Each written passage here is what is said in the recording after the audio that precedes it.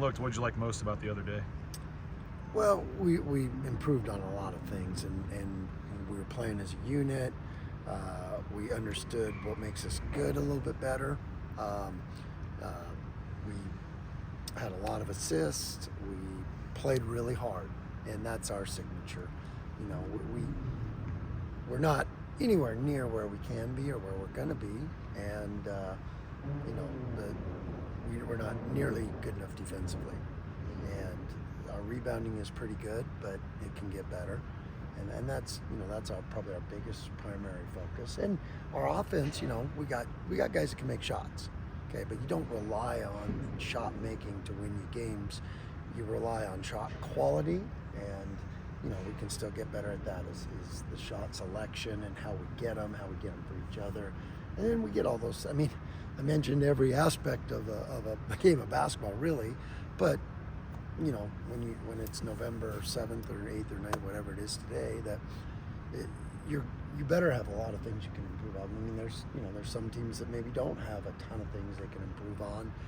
We got a lot, and that makes me feel like we got a good upside. With the defense, I mean, were some of the issues you're seeing were you seeing those all summer and fall in practice, or are they just cropped up recently, or? No, and some of them are just, you know, when you start putting lineups together, and you have 5 guys out there, and 4 guys are doing their job, and you know, where a game like if a team's willing to make you guard, all it takes is one guy to break down, and I think that's what you see is maybe one guy breaks down, and it just makes your defense look terrible because now it results in a lay-in, and you know, it can be as simple as losing track of who you're guarding, you know, and sometimes that's a bit of rookie mistakes that, you know, that if you ask me throughout my career, that's probably a consistent thing with rookies or younger guys, is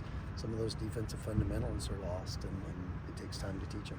The pace of Saturday's game felt a lot faster than kind of what you guys have been used to in the past. And felt like you guys were really thriving in that. Is that something you think can be an identity of the team this year? as long as because playing like that, you got to have some discipline and some mental toughness, and you know, because you got to run first of all, and then you got to consistently run, and then you got to know what's working. And you know, sometimes I think what I've seen with this team already is something will work and it looks so easy, you're like, man, that is great, and then for some reason you go away from it. You know, when it's working, keep doing it, and you know, that's just us educating these guys on that, and we watch a lot of film with them, and so they start to understand, like, yeah, why wouldn't we do what keeps working? It seems common sense, but you know, sometimes in the game of basketball, you see it all the time. A guy makes 3 easy shots in a row, and then somebody else shoots for no apparent reason, you know, things like that. But that's, you know, that's learning roles, learning how to make each other better, and when we can do that, we're going to be really good offensively. You know, I think, you know, in sports, creating a sense of urgency after a loss is usually when, you know, that's a little easier. Yep. So how have you seen them even come back to work after a 101 point? Great, because we learned a lesson there, and that, you know, that's what I always tell these guys. It's just as hard to respond the right way perfectly after a win than it is after a loss. It may feel worse after a loss, and you know, you feel like you're suffering more, but the response still has to be the same, and that's why we really work on not too high, not too low. We want to celebrate and have so much joy in every win, and because, you know, but you got to earn that joy with how hard you play and how you prepare for it, and you know, I think that's a valuable lesson to learn early. Obviously, you're, you know, learning rotations and who works with what or whatever. How's the AG fitting? You know, I felt like I only think he played 11 minutes in the second half, but I felt like he handled the ball the entire second half. Yeah.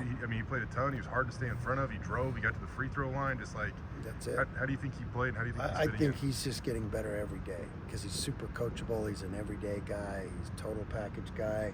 He does everything at the highest level. Those kind of people just continue to grow, and that's why he's going to be a terrific success here, because the way he approaches every single day and everything he does. So the way we prepare, the way he goes to school, we got a home run with that kid. And the way I was really impressed with the way he handled the last 8 minutes or wherever, when he just didn't settle, got to the free throw line and got to the free throw line and got to the free throw line.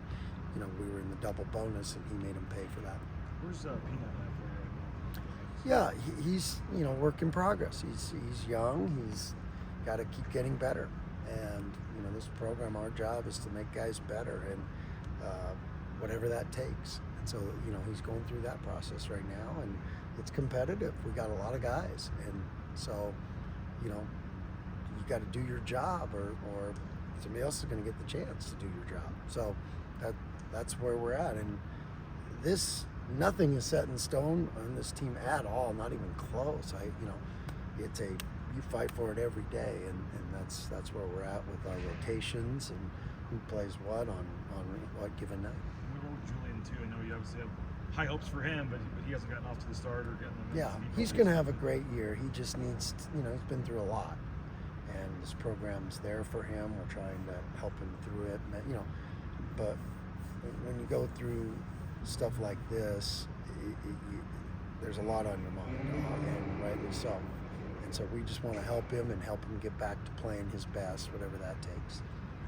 I asked you about Drew after the game the other day. I just didn't ask the question very well, but because he was in foul trouble like most of the game, right? He had 3 fouls in the first half, and he still scored 20 points in 15 minutes. So how impressive is it to score 20 points in 15 minutes in a Division I basketball game? And then also, how much does it show that despite the fact he's a junior, he still has got room to grow here? Oh, no doubt. And, we told him the only one that could stop him in that game was the referees.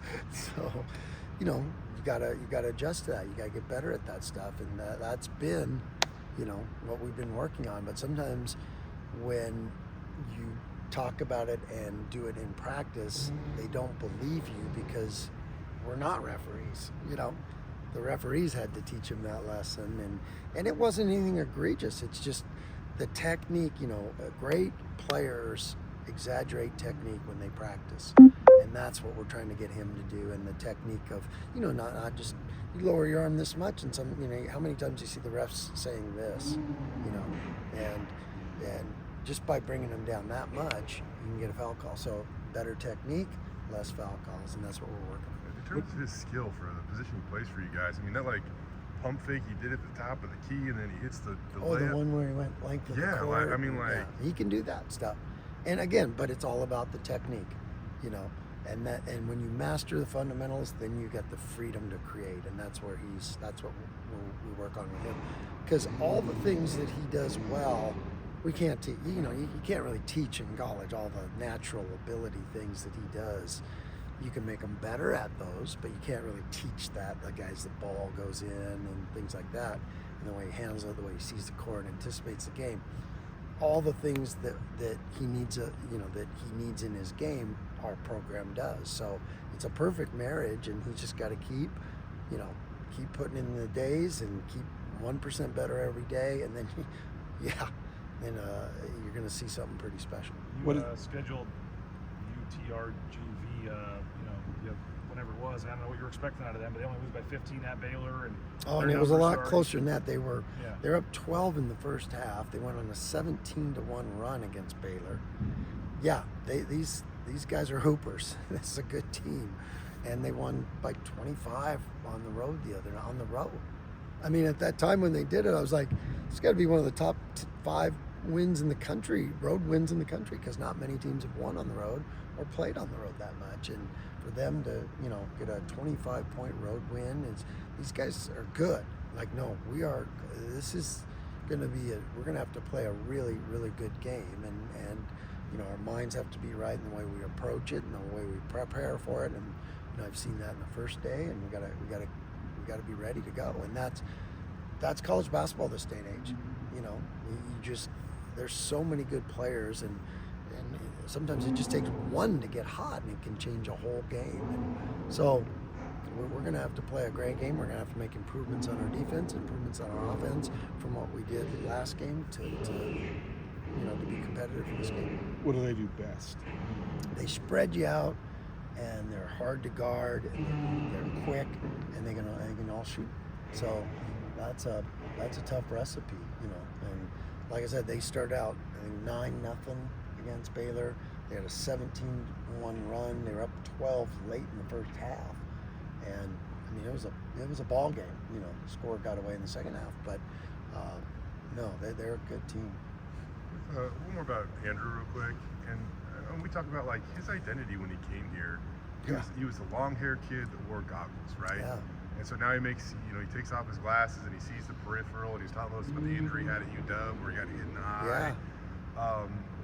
I mean, it seems like a simple choice, but like when that was like such a big part of his identity, I know. Like, I don't know, how do you just kind of go through that? Well, I kind of had to let him get to that decision, I tried to guide him to that decision, but that because you baseball people are the most superstitious people in the world. You know that. If you tell a guy like, no, I don't want you to do this before you bat, and it's his routine or something, it's going to really mess with him. So here you are, you have a great shooter, and now if the coach tells you don't wear your goggles, that's just going to mess with him. So he had to come to the decision and be at peace with it, so he knew it was all okay. And I think it's really going to help him because it does, that those goggles were limiting his peripheral vision, and that's an important part of basketball. And I think it really affected his defense. And I always see the man play the ball. Well, he kind of had to make a choice. He could see the ball, but then he couldn't play the man. And you got to be able to do both, and you got to have a peripheral vision, and then offensively, you got to be able to see your teammates and know the spacing, know where they are, know what plays are the right ones. And so I think it's really going to help him. Thank you.